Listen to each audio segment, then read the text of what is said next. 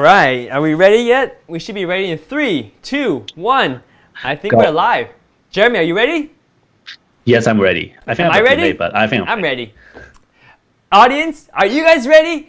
Are you ready to check out what we have to present today? Are we ready? Are we ready? Let's do this. Hi guys, welcome to Fix. We're ready.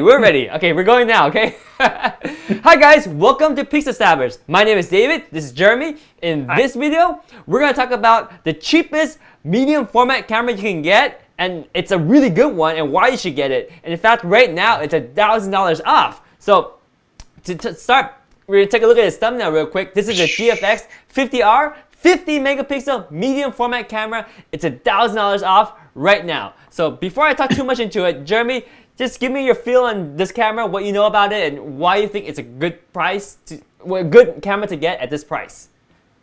Okay, so little story back there when I was shooting a Microsoft campaign. Fujifilm was sponsoring that, and they bring in a 50S, well, GFX50S, and a GFX50R. They let me choose which camera they want to shoot from.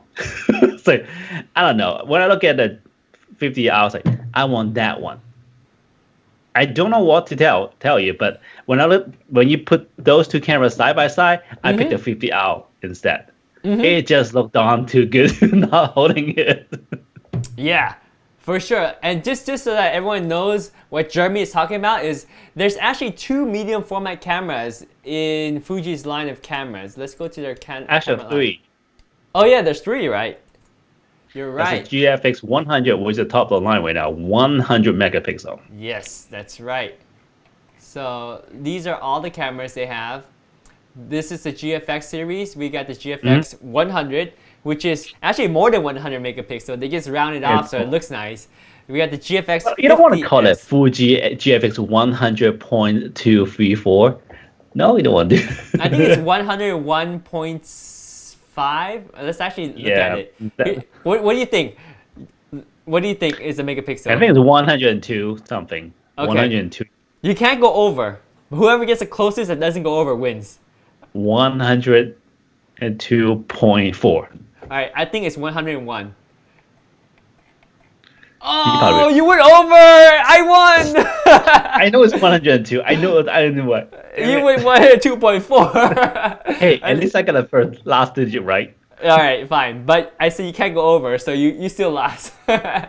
Anyway, so that's the GFX 100. That's 102 megapixel. They should call it the GFX 102. That sounds pretty cool.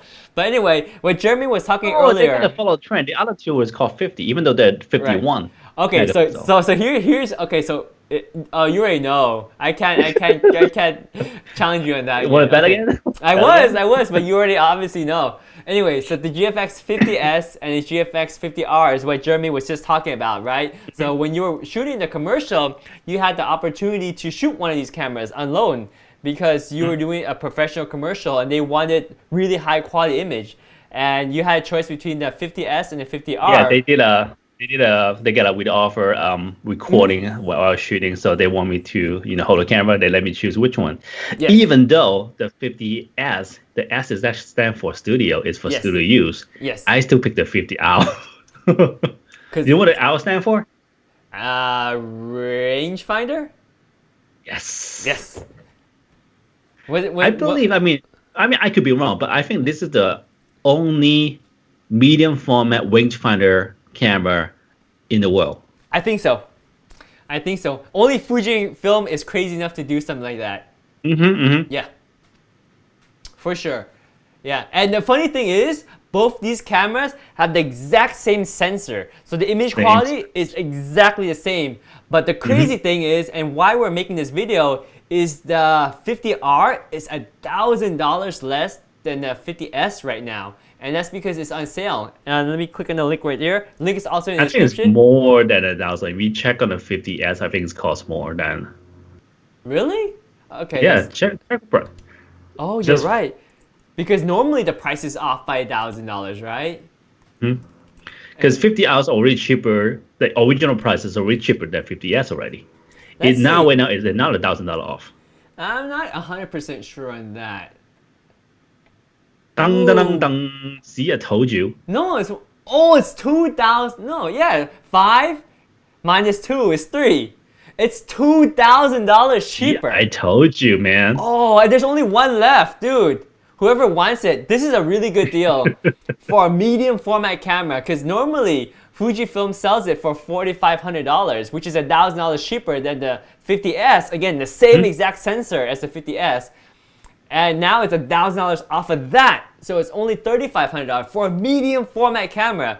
This is actually cheaper than like a full frame camera from Canon, right? Because the 1DX Mark III costs like $6,500. Cheaper than most of the top of the line full frame camera. Yes. Just put it that way. It's cheaper than most of the top of the line full frame camera, except this is Fujifilm camera, so it's not just any brand, it's Fujifilm, a well-respected brand that has a lot of quality in their camera, but they make a medium format camera that you can get for $3,500. Brand new on Amazon right now. That is crazy. And again, same exact pixel, same feature. These two cameras are identical in performance. Everything is the same. The only thing different is this is made for the 50S made for a studio, so they have a little bit bigger grip, and it has the typical. They have a more superior viewfinder. Yeah. So the viewfinder on top is actually flipped on the top. So if you're like a tall photographer, you don't have to kneel all the way down, rather than just kind of up to it. Yeah. More flexible for studio use, but yes, yeah, and I think one of the things about the 50S is I think the screen has one more axis of flip out. I think in addition to slide out like this, I think it can flip out to do like portrait flip. Oh yeah, yeah. But the 50R does not have it. So here are some of the pictures of the 50S. So the S is bulkier because see the S has if you look at it, it's actually mimicking the X1 style, which has an OLCD on top of it. Yes, you're right. The XH1. So if you compare like the top view, this is the 50R. This actually looks like a compact camera, though I actually don't let them mislead you. It's smaller. It's still big. It's a big brick. It's sized really small. It's funny because it kind of misleads you because I'm thinking of a Micro Four Thirds camera when I look at this, but it's actually big. It's a good size camera, for sure. But again, this is the 50R. This is the 50S. You can see there's difference in ergonomics, the shape of it.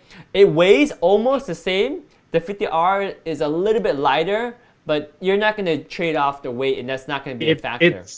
The body build itself is magnesium, so it has some weight on it. So. Yeah, and it's dual card.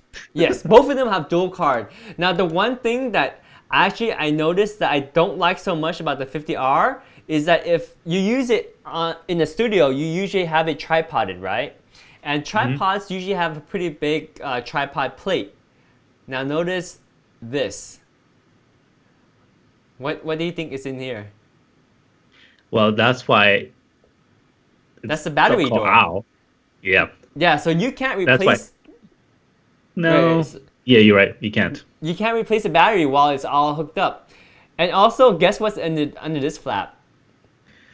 I forgot. I played with it once. I think it's all the USB and stuff. You're right. It's a USB. So if anyone wants to shoot tethered in the studio, it's kind of tricky if you shoot tethered with the 50R because there's a chance of gravity just pulling down the cable a little bit more. But I think that's one reason why it got on sale, because this camera for medium format, when people bought this, it's for commercial use. Yeah. And most people are using studio. And what this camera built is for style. Yeah. So to the studio photographers, they're probably not gonna go for this one. Except yeah, I like to be different. Yeah. I mean, ultimately, I don't want to hold the same camera with other person. If I can buy something different, I will buy something different. I mean, that's the S. So made in Japan. It's a good. Yep. It is a darn good camera. No doubt about that. Beast. This 50S is. I would prefer the 50R because it's $2,000 cheaper than the 50S now. I mean, that alone, it's just there's no reason why to get the 50S unless you have so much money that $2,000 is worth the battery placement and the USB placement, right? Because literally it comes down to that plus the grip and then the viewfinder. But other than that, the performance is the same. You go buy yourself some external grip. It's easy fix. True. It will even make the camera look even better. Yeah, if you get the GFX-R and you get third-party grip, it might even look better. I don't know what the third-party grips look like, but I like this look. It looks very slim, minimalistic. It looks unique, and like you said, it's different than anything else. And it's medium format, which is even more crazy, right? Because it looks like. Okay, so for the 50S, if you go back to the pictures, imagine you bring that thing out. Yeah. Right. On the street carrying that. Okay, this is with no lens. Imagine with a lens in front of it. This thing is going to be a beast. Yes. Okay? You're walking around with this, not going to happen. It's so big. Dude, you will get flagged down by security just holding it. They think it's a weapon sometime. They're like, so what is that? No, they won't. Oh, I have, you know, when I carry two cameras on the side like a cowboy, I've gotten second takes from security just checking me out as I go into the lobby through the elevator. Yeah. No. When you have those slingers, yeah, about it, they say, what are you carrying? You know, they don't know what you're carrying because nobody really carries cameras like that. Yes. Yeah, I get a lot of second looks. But anyway, we're off topic. Yeah, you're right. This one is more big and bulky, definitely something you don't want to carry outside. You'll get noticed a little bit too much. And this is slimmer, more profile, not quite so good for studio use because of the battery compartment and USB, but you're saving $2,000 for the exact same performance. First of all, you have to understand the nature and culture of Fujifilm though. They don't make full frame camera, okay? Yeah. Now, let's say if you buy your R5, you can actually bring it out for casual use as well because, you know, that's more enough, right? We're talking about the EOS R5, right? Yeah. So, I mean, it's overkill to use casual use, but, you know, it's small enough that you could. Yeah. But with the medium format, the reason why this 50R, for me at least, I feel like that exists because they want to make it more user-friendly. It's not always for professional because if you think about it as a perspective from a camera manufacturer, if you make your marketing and do your math and research, is there more professional photographer out there? Or people just want to buy camera out there? I'll say maybe 10% of people are professional, 90% I just want to buy camera. I think that's very true. Which audience want to go for, honestly, right? Right. Yeah, I forgot the fact that the majority of people that can afford cameras, they're usually not photographers. That's kind of funny. And speaking of which, here's a quick segue to your friend Ken. He's also a Fujifilm ex-photographer.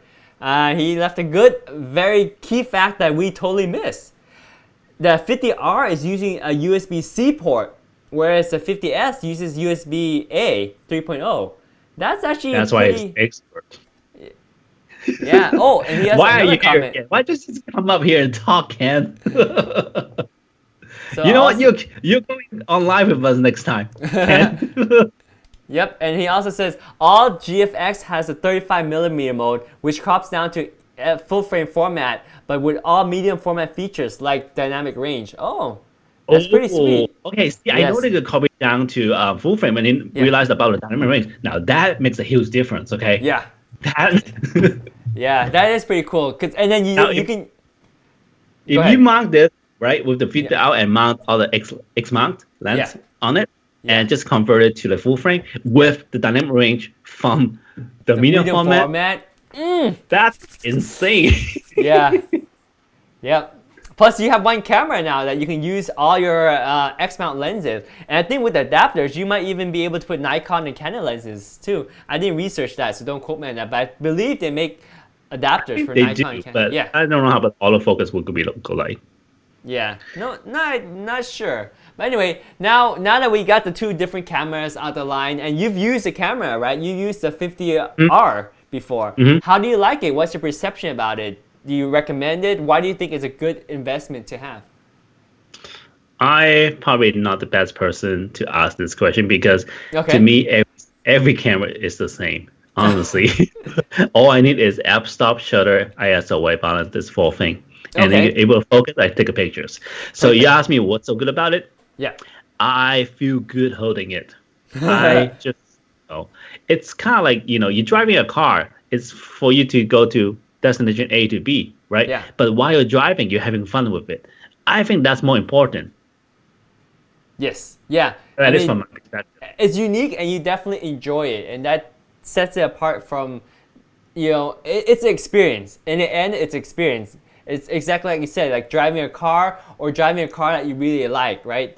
Any car will get you from A to B, but using a medium format camera that's unique and it puts you on a whole different level. It's just more exciting to have. That's pretty much it comes down to that. I have a little story because I did a test in San Francisco City Hall. Yeah. I bought the Pro light, the LED light I have. Yep. What's it called? Stellar Pro light. Yep. And went for testing and using a 50R for testing. I was walking around. You know how City Hall, they have a lot of photographers. They're shooting too, right? Yep. Mm-hmm. So I was shooting with the 50R with the 110 f2. Mm-hmm. And other photographers come by and they don't know what kind of camera that is. I was like having fun trying to explain to them. I say, yeah, this is a medium format. What? Yeah. It's a medium format? What's wrong like that? You know, Heck isn't yeah. it should be bigger? Yeah. So that was a conversation opener too. So it's fun. Yeah. Yeah. And for someone like me, I'm a gear fanatic. They often refer to me as gear acquisition syndrome, or short, it's called gas. Yeah. So I love cameras. I need Tums. I love cameras like this. It's unique, puts something new in my arsenal. Kenny also mentioned that the AF is a bit slow for sure, but it's still okay. And Ken is absolutely right, and that's just because it uses the contrast or phase detection autofocus that's not as modern as what you find in the XT4, for example, but it's still good because in professional commercial photography or professional landscape photography, where you actually want to use a medium format camera, you don't need the super fast autofocus, right? Well, you think about what type of super fast photography you would do for nowadays. Right, fashion or wedding or a bird or no, wildlife. you don't do that. Fashion. I mean, okay, fashion. When you say fashion, it's probably like catwalk, right? Basically, you try to capture something. So catwalk. Ball game, photojournalism, wedding. I think 4, right? Yep. All the others don't need fast focus, period. Especially with portraitures or studio use. Right. If you think this is slow, have you tried the phase one? The phase? Phase one? Oh, I never tried the phase one. It is so hard to focus. I tried it once. I can't even get a sharp in focus image. Yep. Oh, also, Ken also mentioned, with the adapter, you can convert EF lenses and other lenses as well. So thanks for confirming that, Ken. I wasn't 100% sure, but you are expertise. You should come on this stream next time so you can actually chime in directly. You don't know yet, but he's coming on, that's for sure. He doesn't know yet. That's pretty funny. So, and also, the one thing that he mentioned also about the autofocus, one of the things that Ooh, this is interesting. He's got another fact. Ken is hitting us with all the good facts. I love this. GFX has the fastest autofocus on the medium format market. Whoa! And now the GFX 100 is even faster than the XT3. I mentioned that, yes. Because this is a medium format we're talking about. We're talking about a whole different ball game. So when you compare, a lot of people compare that with the Fujifilm camera, which what we just did. Which is not legit because we call it medium format. So, but if you kind of amount like Pentax, Hasselblad, Phase One, all the other medium format camera compared to Fuji's GFX line, GFX line is the best medium format mirrorless camera there is. From focusing to the imaging quality and the feature and functionality and also shooting experience. Because like I said, I think the only other one that comparable with is, I forgot what the model is, the newest Hasselblad one, the newest Hasselblad mirrors, that one is slightly comparable with what the GFX line is. But if we compare to like the Phase One or what's the other one? Phase One is a Leica maker? That one, X1D 2 or 50C this. Why is there 2? Yeah. Because look at the model number. This one comes with the lens. This comes with the lens. Oh man, I didn't want to go and look at this camera. It's so unobtainable. This is also good.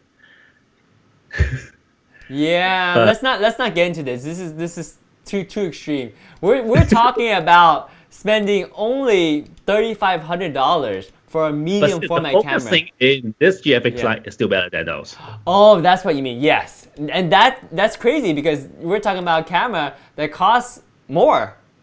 Hey, but and doesn't again, even so focus this as is well. totally 50R. The newest GFX 100 Canon is totally right. It's faster than X-T3, and you know how fast my X-T3 focus. Yeah. So can you imagine how usable that GFX 100? Whoa. Oh, that's pretty crazy. That's You pretty had crazy. everything you need: the frame rate, the fast focus, the Medium dynamic format, range, dynamic the range. medium format, mega. It's all there. That is Yes. your workhorse camera right there. Yes.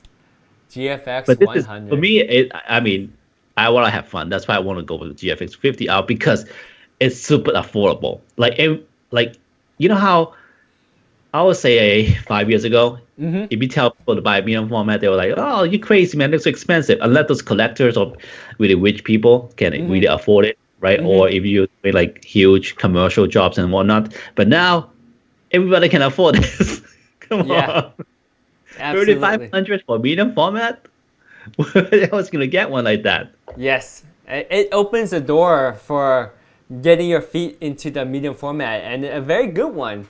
I mean, it's on a whole different ball game, and it's a great camera that has a lot of very high end spec for sure. This is how I see this trend right now. You know how back when digital photography has it, when film has it, and digital photo comes in, the film photographer that hardcore ones was like, oh, digital photography is for fun.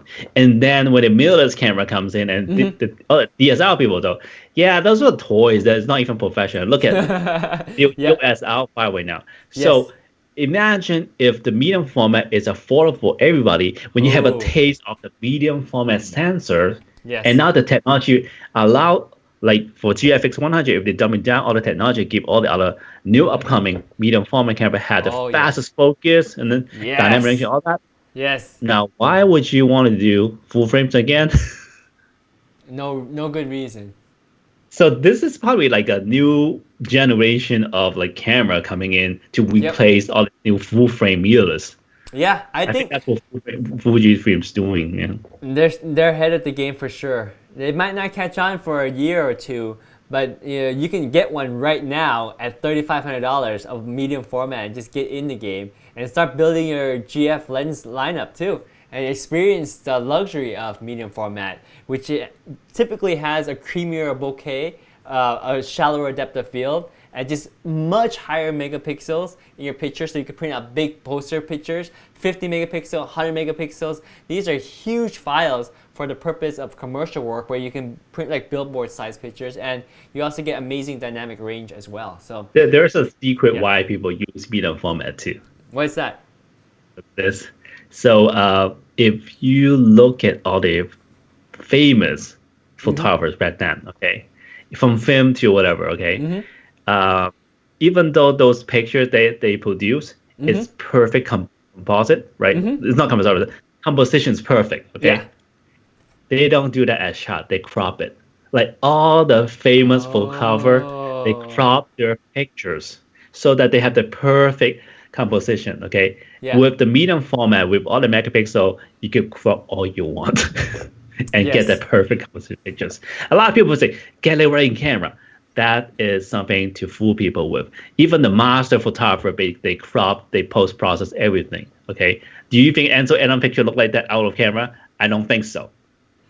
No, I think there's definitely a science and art to appreciating, to getting that one perfect picture versus you want to get in-camera perfection to the greatest automated sense when you're shooting an event and you're shooting thousands of pictures, right? You want to just get the best you can in camera. But when you are working on a photo for weeks, months, getting it just right to submit to a contest, dude, there's no question about it. They're going to tweak the heck out of it to bring a good photo to the next level. I mean, that's what I think. Not to discredit Ansel Adam if he actually got that out of camera. Oh no, he talk he about it. oh, he He is does? proud Okay. of it. Okay, Say, good, 'cause good. I don't know if I read it right somewhere, but I think he said that his vision cannot able to capture by the camera, so he did do it in post. Oh, okay. So again, that's another secret. With medium format, you have tons of megapixels, so you can crop, edit, and you have dynamic range, so you can adjust the colors and the color dynamics without losing quality. So puts you at the same level as capable of producing these amazing artwork. Of course, you can always take beautiful award-winning pictures with any camera, but just this is luxury. and you pay a bit more for luxury. And let's actually dig a little deeper into the GFX50R, which is let's talk about 50R today. Yeah. Why are we keep going off track? Well, it's your because fault, my fault. It's my fault, probably. It's not a problem. I mean, we want to talk about the 50R because it's a 50 megapixel medium format camera you get for $1,000 off, which brings the price down to only $3,500, which is $2,000 off the 50S, which actually has the same exact sensor as the 50R. If you do me one more favor, I promise I won't go off track anymore. Sure. Can you check on the price of the new Sony A7R camera and see how much it costs? Sony A7R. This is a full frame format camera, right? It's a full frame. I think the newest version is 4. I don't think they have the 4 out yet. No, it's out. Oh, it is. $3,000. So it's a little bit, because this is a Memorial Day sale. I think the retail price is $3,500. So that's it's the same. It's the that's same what price. I thought. Yeah. It's the same price. So that's like a short-term sales there, but yeah. So normal price is $3,500. You're right on the money. In fact, it's the exact price. And in fact, the same thing with the Canon 5D Mark IV. Same price, $3,500. Now it's at 61 megapixel, but then you're cramming 61 megapixel in a full frame. So that's a huge difference. Yeah, I mean, you can just look at the number on the surface. It's not the same. You're getting less dynamic range, and you're introducing more noise when you have that many small pixels crammed into one full frame sensor. Yep. I mean, so this is really perfect. Like with the same price, you can get a full frame or get a medium format. Yeah, and a stylish one with a rangefinder, viewfinder. Yes. So let's take a look at the GFX50R. Beautiful camera. It's a rangefinder style camera. So what does that mean, Jeremy? What's a rangefinder style camera? So rangefinder camera meaning that the viewfinder is on the side, on the left, not in the middle, not in the center. So why in the center? that is like DSL, like what's this DSL stand for? Single lens reflex, right? So you have a mirror in front, so that's why your viewfinder has to be in the middle, because where the mirror is in front of the sensor, so it flips, and your viewfinder reflected by that. So that's why the viewfinder is always in the centers. Right. But with rangefinder back then, the way they let you see in the viewfinder is different, and they retake that. I mean, back then it's also using lens reflex. But now it's EVF, so but they keep that format, so you will have that vintage retro style, which is making more stylish. Yeah.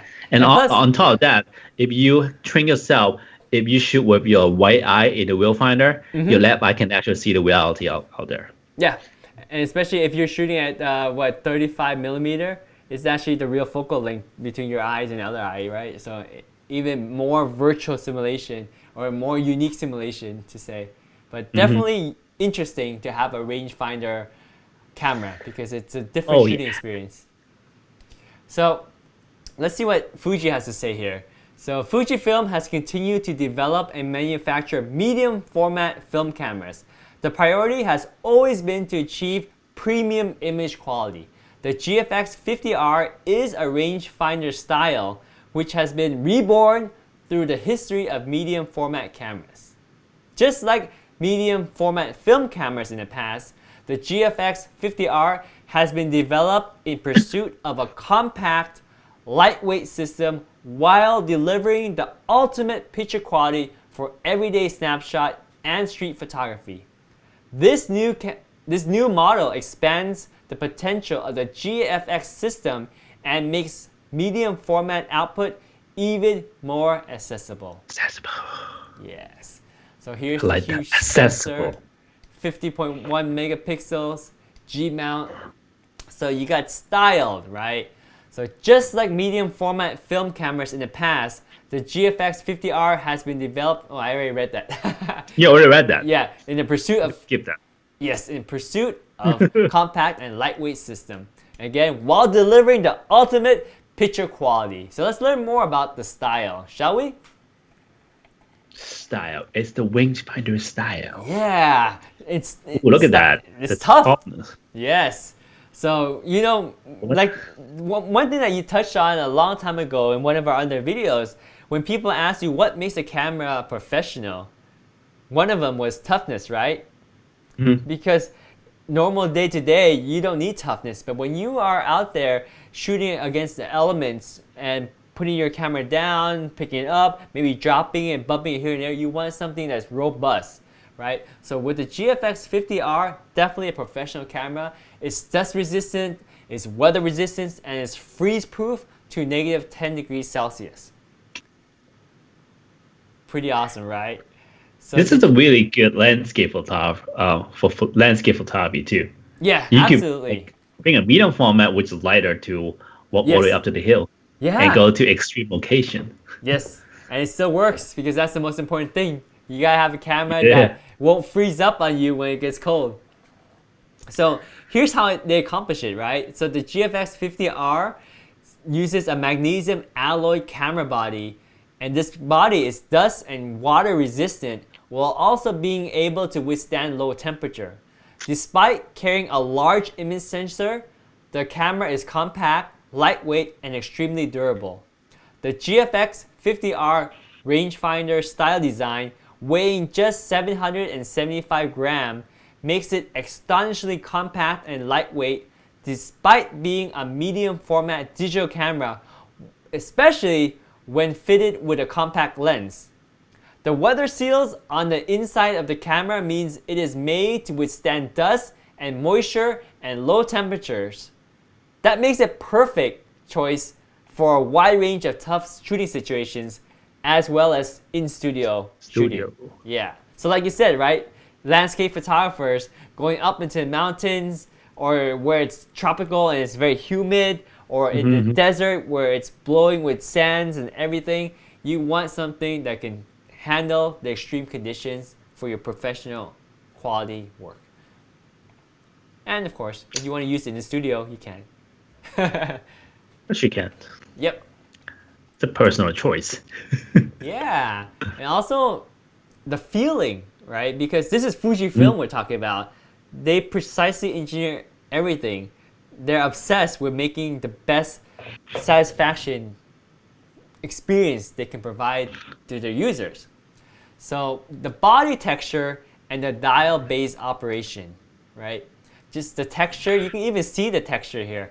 Very fine quality texture. You can feel the premiumness of it. And you got the classic dials, which I love because it brings back the nostalgic, the retro feel of taking pictures with cameras again.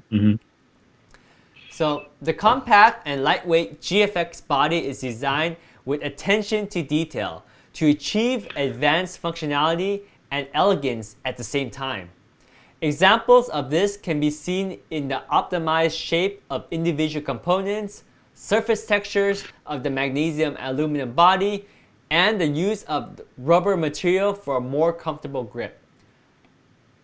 Operation dials, including the shutter speed dial, are milled out of aluminum blocks for premium texture. Yeah. Extra attention has been given to the internal structure, and fine adjustments have been applied to individual operations, as evident in like the click sensation and sound.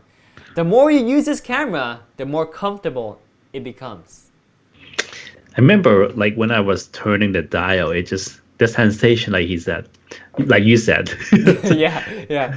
Or like it says in the website. Yeah. He said, she said, does feel really good. Like you just want to keep click all the time, even though you don't have to adjust. You just want to kind of play with it. Go back and forth. Yeah. Yeah, fidgeting, because it feels so good.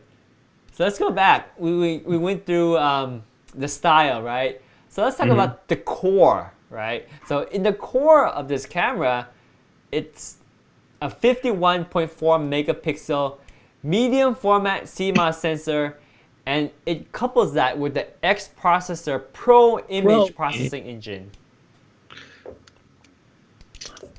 I wonder how powerful that X Processor Pro image processing is. It's gotta be pretty powerful to handle medium format. You got a lot of pixels to push around. So here's what they say. Oh, also the image sensor is unique too, right? So the GFX50R features this huge CMOS medium format sensor, a product of Fujifilm's rich history cutting-edge digital technology, and extensive knowledge of medium format film cameras, boosting an effective resolution of 51.4 megapixels, and paired with the high-performance GF lenses, the sensor delivers superior tones and sharpness that will impress professional photographers shooting in the world of commercial, fashion, and landscape. And landscapes. Yep. And look at that. Look at the size. I know. This is like comparing the medium format with the full frame format with the crop sensor, APS-C So this format. is what I'm talking about. With the 35mm format, full frame, Yes. even though you have 61 megapixel in it, Yeah. and the Fuji G format, the medium format has 51. Yeah. I mean, just look at this ratio comparison. You know what the deal is, right? Yeah. Yeah, you don't just cram a lot of pixels into a full frame format. You want to have a lot of pixels in a bigger sensor, so they're spaced out. They're less prone to cross noise. It's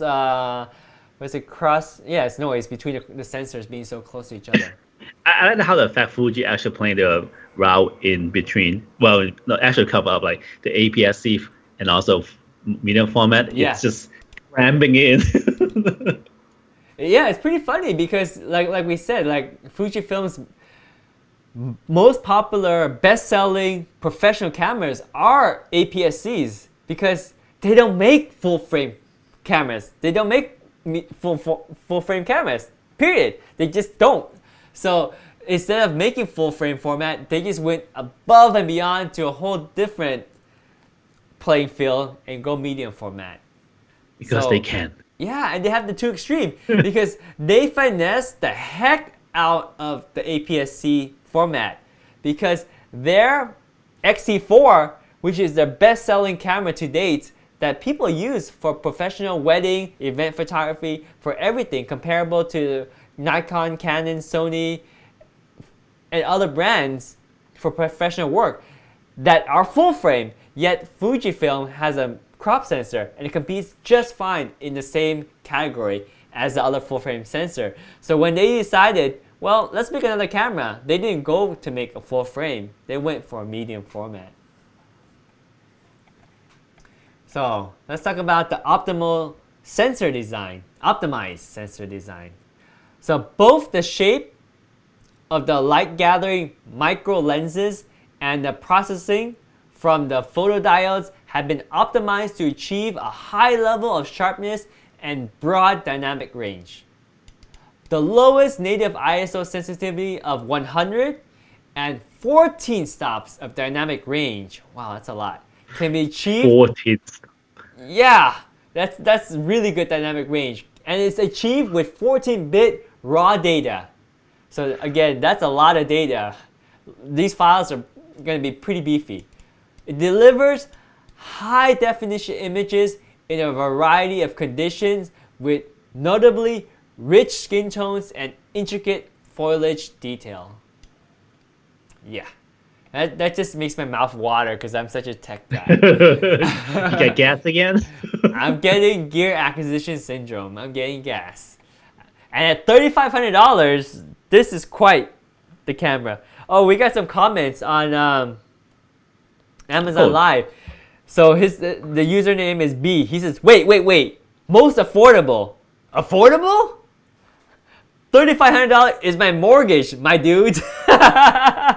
So he also comments, or he or she also comments, could you guys be more detailed about how premium feels?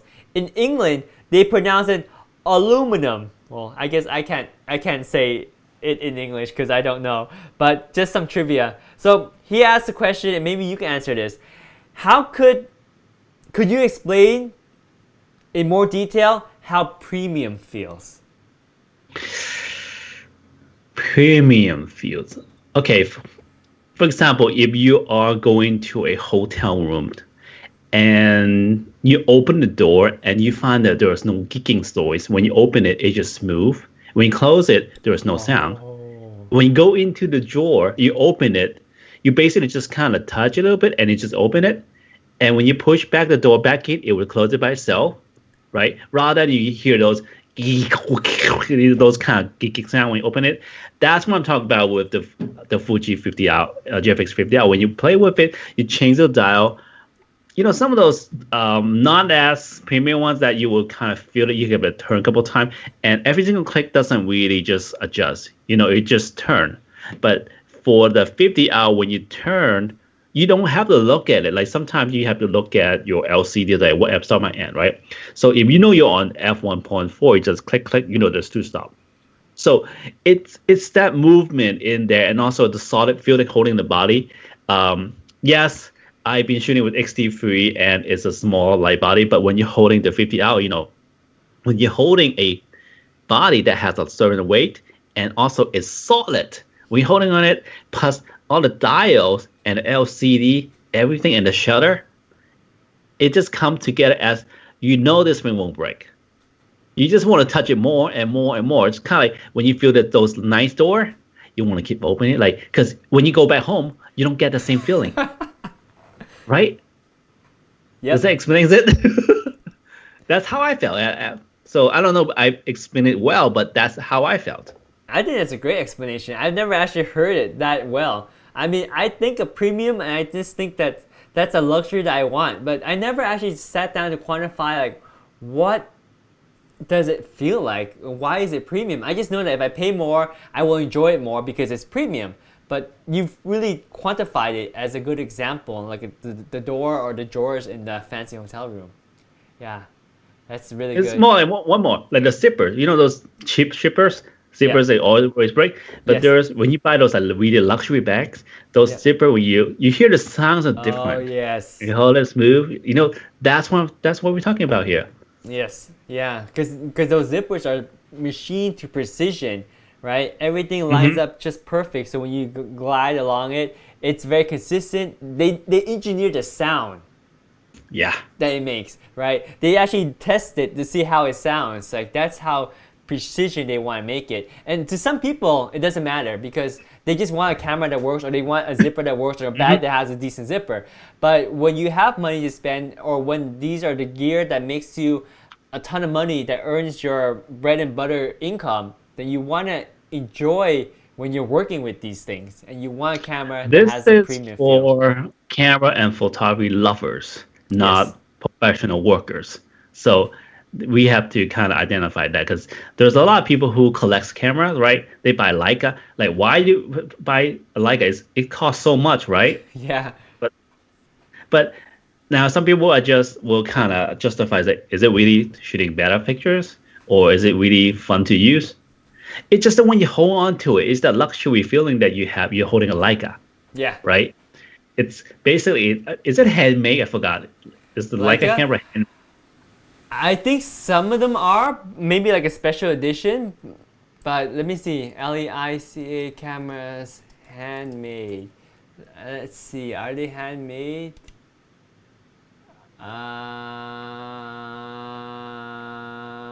They are. Many Leica cameras, most notably the M10, are handmade in Germany. See, that's why. Yeah, that's like the ultimate definition of premium. Like when you are hand making each one, it's premium. It's craftsmanship. Craftsmanship. And in a way, even though Fuji is not with a Germany company, like they're like back camera, because Leica has been a long history. It's kind of like Louis Vuitton, those brands. But Fuji is a newcomer, but they kind of position them in that kind of line too, compared to like Canon, Nikon, and Sony. You think about it, because they go with the style, they go with the craftsmanship, they go with the luxury feel as well. From their low APS-C camera to medium format, they go with the same style as well. So that's why I like them. Luxury. And with luxury, not only does it have luxury, it's got performance. So now we're talking about the processor, right? So check this out. This is the X Processor Pro. So yeah, the Fujifilm GFX. Yeah, I mean, this is the Pro camera. You gotta have the Pro sensor with the Pro camera, right? So the GFX50R sports the X Pro process. Sports the X Processor Pro image processing engine. Oh gosh, capable of drawing the very best out of the 51.4 megapixel sensor. Its advanced processing accelerates and optimizes the camera's performance in a variety of areas, including stunning color reproduction with Fujifilm's unique film simulation modes, in-camera RAW to the 8-bit TIFF format, accurate contrast autofocus, quick startup time, minimal shutter release time lag, and shooting intervals between frames. Like this sentence is like the longest sentence I've ever read, but it's just advanced, right? You got a processor that can handle all of this stuff, and it needs to be a performance processor that can handle a lot of stuff because you're jamming like film simulation modes, raw conversion, autofocus, contrast detection, startup time that's fast, minimal shutter speed, minimal release time lag, all that. So the processor can handle Okay, I can tell you that right now, just on the film simulation mode in camera, and the conversion to 8-bit TIFF, that takes a lot already. Yeah. No, normally, the normal sensor can't even handle those together. Yeah, I mean, it's funny to think about it. This chip is probably bigger than the first computer that they had in the first spaceship that we flew to the moon. Oh, well, that's a long time ago, so it has to be better. Yeah, but the funny thing is it fits inside a camera now, and before you had like all the equipment on a space shuttle. But anyway, we digress. So the mounts, right? We're talking about the G mount now. Now this part here, the first time I read it, I thought, okay, it's just spec. But listen very carefully because this spec is actually really interesting. So the Fujifilm GFX50R uses the G mount, all right? So which has a mount diameter of 65 millimeter, flange back distance of 26.7 millimeter, and a minimum back focus distance of 16.7. Okay, so that's just all spec. But check this out. So it uses as many as 12 electronic contact points for sending and receiving data.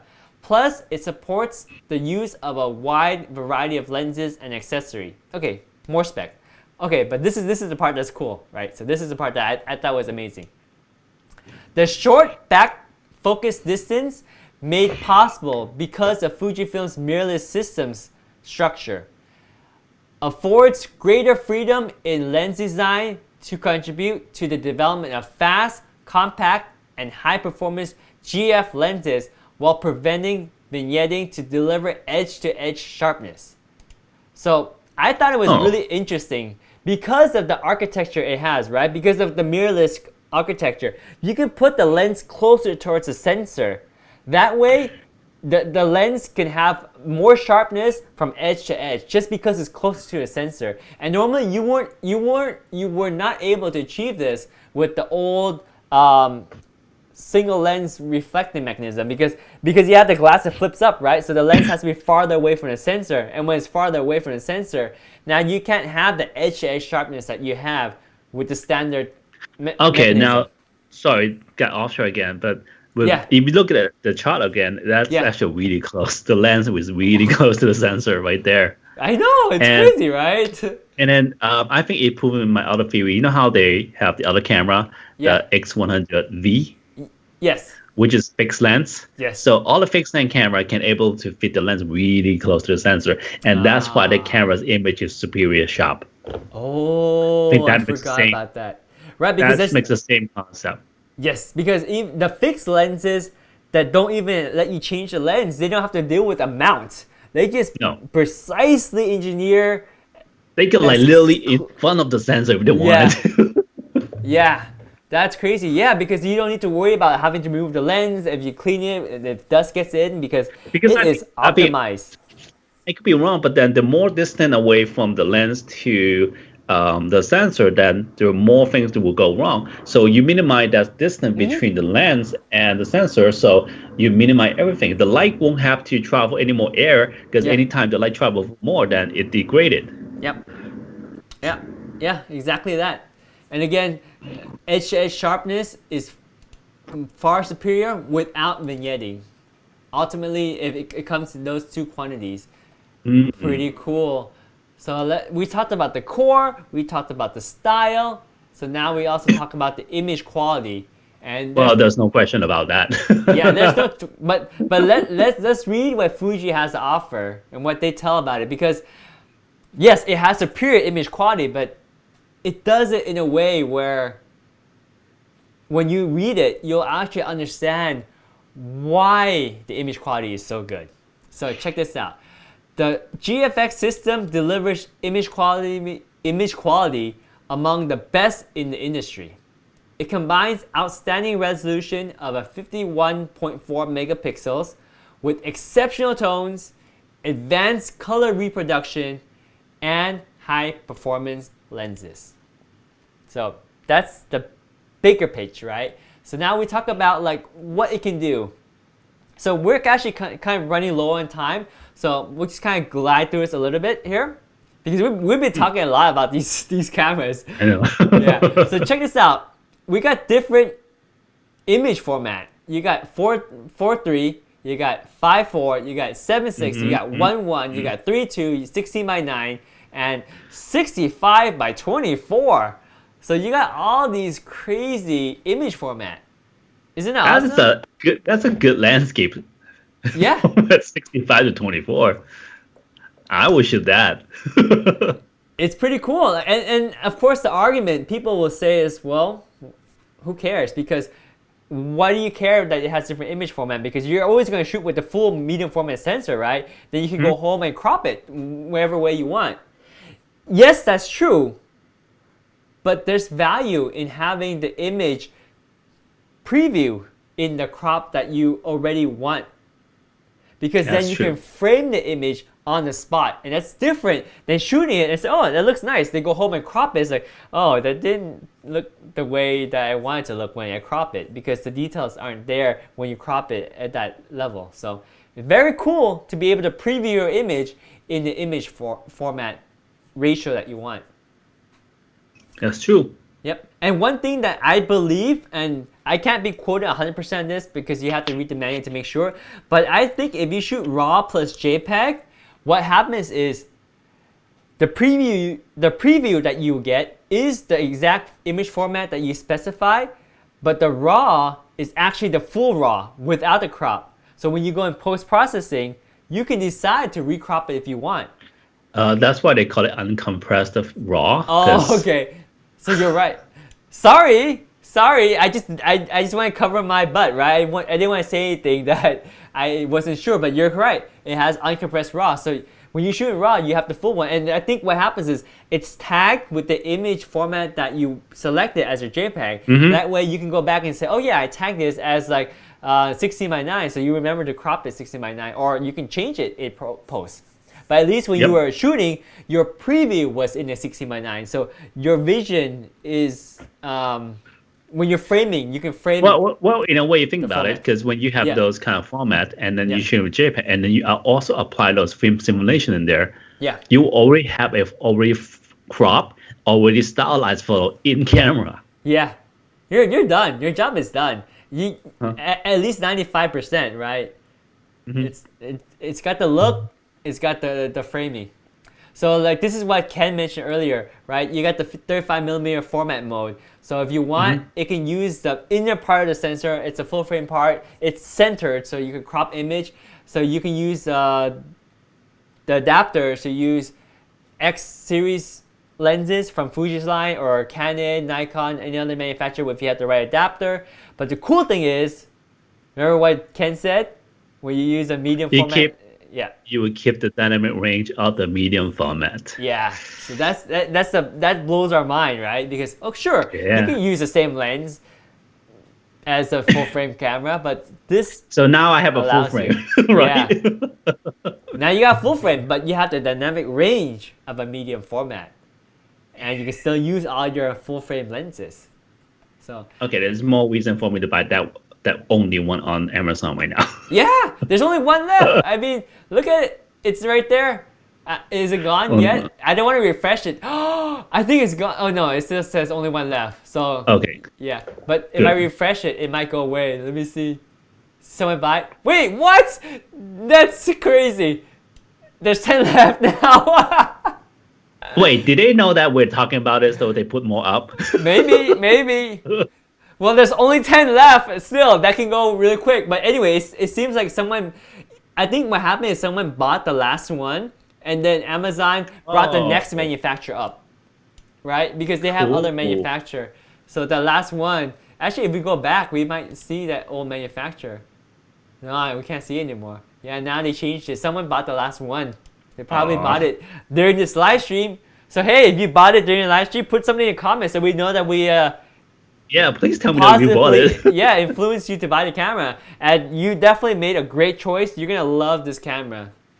Absolutely love it. Hey, how much the combo of the 63mm 2.8? This one, right? You didn't say, huh? Yeah. It does. Did it set? Oh, it's unavailable. Yeah. So you can buy it separately, right? So this is the lens itself.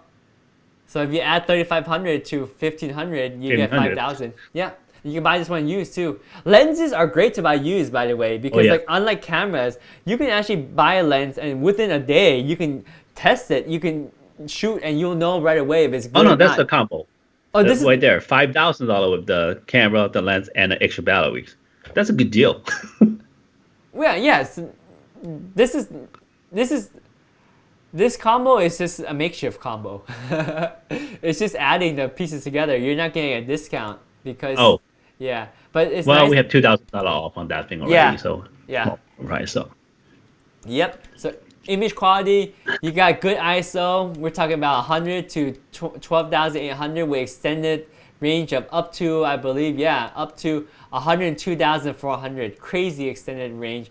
You got white balance features here. You can adjust it. Now, what I really like and what Fuji is really known for is the film simulation. And this is what Jeremy says earlier, because basically film simulation allows you to pretty much get the color perfectly in camera. So essentially, you don't have to do any post-processing work. And the only reason why people do post-processing work is because they can't get the effect they want in camera. And normally, like with normal cameras, you probably get like a saturated mode, a sepia mode, and a black and white mode. Those are like your generic modes. But look at all these modes that you have with this camera.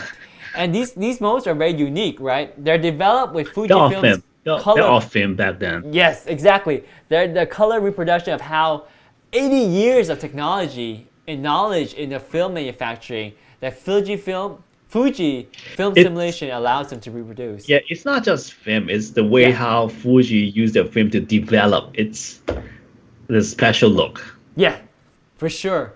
Yeah, you got all these different looks. Like we can spend hours going through this, but you can go to this website for yourself. You can see there are very unique differences, right? For example, the classic chrome and the pro neg high and the pro neg standard. You can see like the super high contrast on your face here.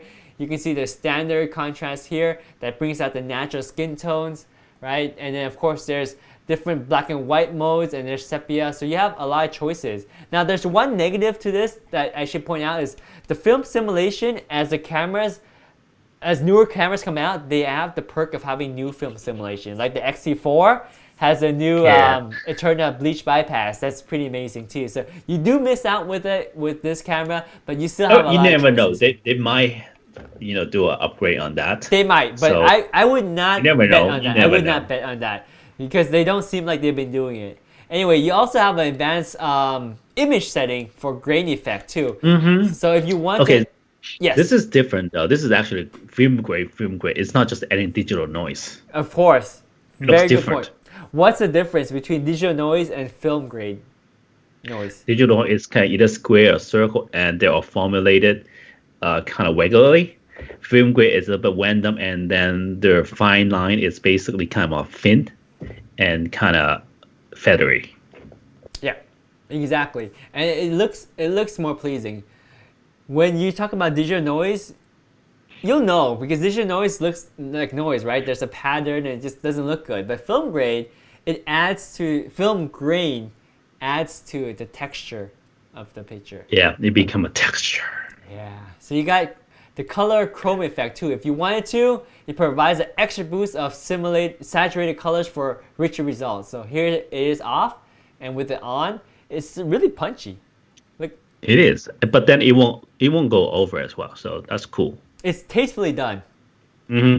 Yeah, it enhances the colors really well. In fact, I think I like it more because it also adds a bit of contrast, so you can really see the separation between each petal versus over It does. here. It got the color got darker, so Yeah, it do build up more contrast. yeah. You got other image quality settings here, and I think we are gonna wrap up with one more section. And let's see. So we talked about the rangefinder style. We talked about the core. We talked about the image quality. Image quality.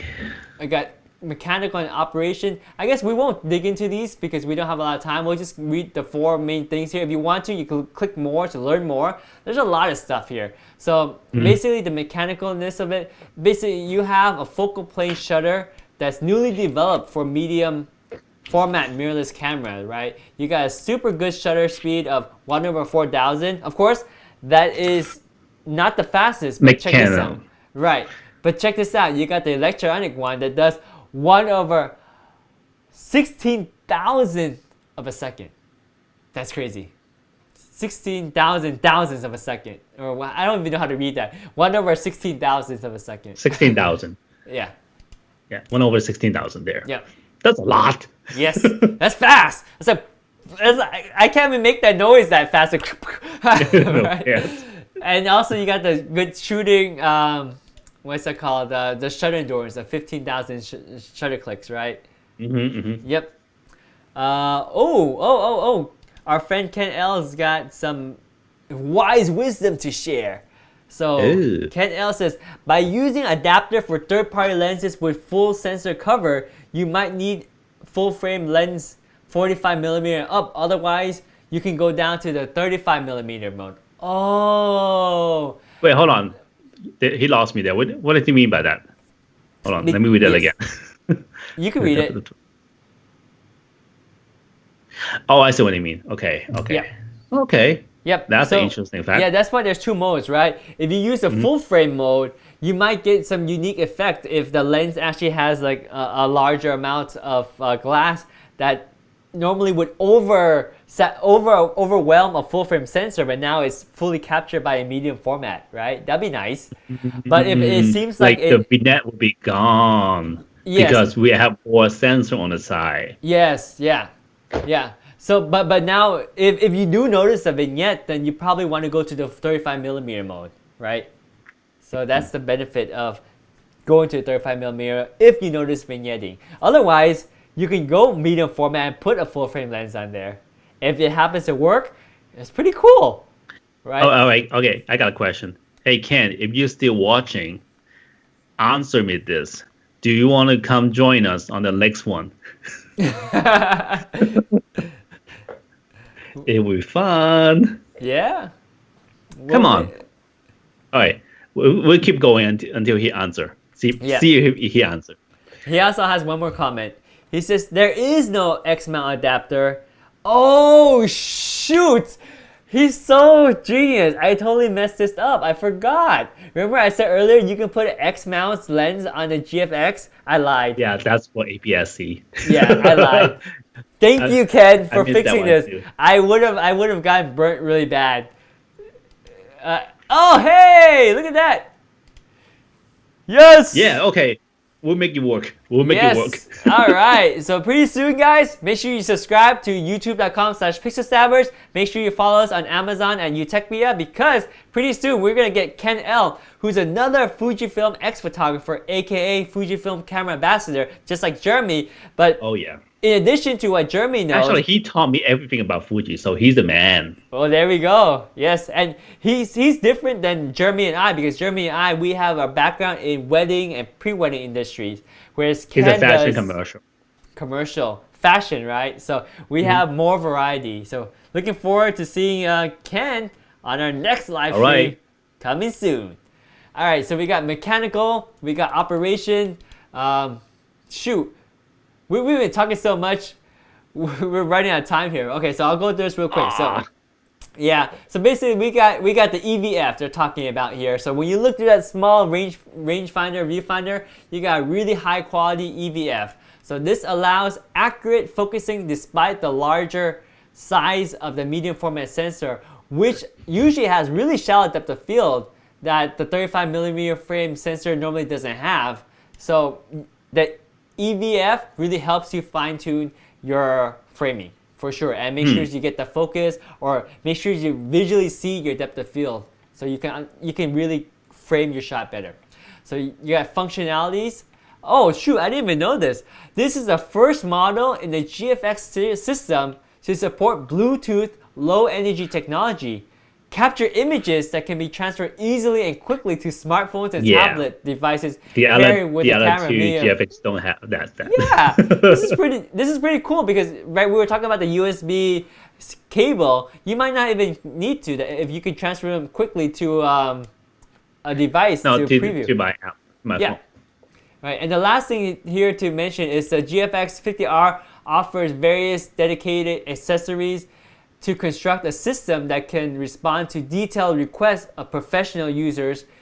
To professionals, users can select the solutions that's the easiest to use according to their shooting scenes and methods. So basically, they have a bunch of lenses and adapters for all your professional needs. It has its own system. Yeah, yep.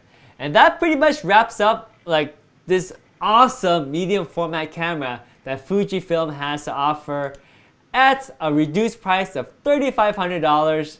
You can get one today, brand new, shipped to your door from Amazon. Free shipping. Did anyone buy any more? Can you check if it's still 11? But there's only one lab in stock again. No, this is old because I didn't refresh this. So if I click this, it's probably going to show me 10 from Amazon, because someone bought that one from the probably. Yep. I wonder if it's because of us. It is. I wouldn't be surprised. So that, in a nutshell, covers this video about why we think the GFX50R, which is a 50 megapixel camera, medium format, is a great camera because of all the features we talked about. Because it's $1,000 off. And because it's $1,000 off. Not just because the price is cheap, right? But also because it has all the features that we talked about, all the premium features, all the high quality image, all the awesome sensor, and the touch and feel of the camera, right? Plus now it's $1,000 off, which means it's $2,000 cheaper than the GFX50S, which essentially has the same sensor and operation functionality as the GFX50R. So if you're looking for a medium format, there's no cheaper medium format camera on the market, and this is by far the cheapest medium format camera in the market that delivers. It's also one of a kind because it's a rangefinder style. You don't find another medium format camera that has rangefinder style. Yeah, for sure. Oh, before we wrap up, we got a comment, and he says, when affordable cameras are still too expensive. Ouch. Sorry, my friend.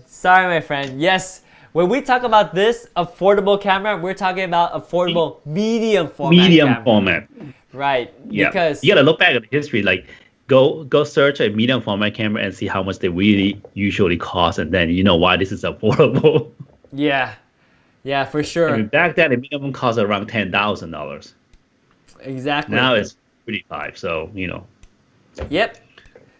Thanks, ya boy Che. Is that how you pronounce it? But we appreciate the comment, man. That's awesome. He says, okay. Right on, man. Right on.